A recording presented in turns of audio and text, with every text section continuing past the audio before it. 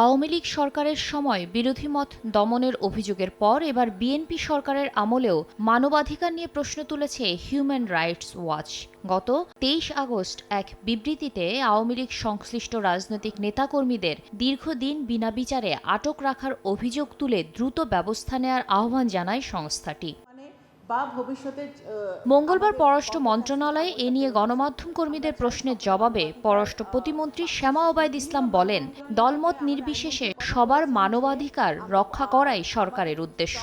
Myanmar বর্তমান সরকারের সাথে অফিসিয়ালি আনঅফিসিয়ালি আমাদের যোগাযোগ ডায়ালগ কিন্তু চলছে। এটা খুবই সংবেদনশীল একটা ব্যাপার এবং এই সমস্যাটা আমাদের পলিটিক্যালি সমাধান করার প্রয়োজন। জাতিসংঘ সহ অন্যান্য যারা স্টেক হোল্ডার আছে তাদেরকে আরও বেশি আমরা যদি যুক্ত করতে পারি এবং এখন আমাদের একটা অ্যাডেড বেনিফিট বা একটা শক্তি হয়েছে যে এখন ইউএনজি প্রেসিডেন্ট আমাদের মাননীয় পররাষ্ট্রমন্ত্রী।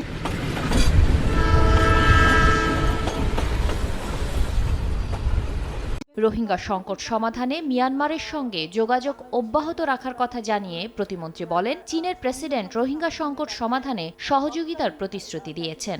বিরোধী দল হোক, আওয়ামী লীগ হোক, যেই দলই হোক, অন্যায়ভাবে প্রতিহিংসা, রাজনৈতিক প্রতিহিংসার কারণে কেউ যেন অন্যায়ভাবে জেলে না থাকে, আটক না থাকে, সেইটা অবশ্যই বর্তমান সরকার নিশ্চিত করবে।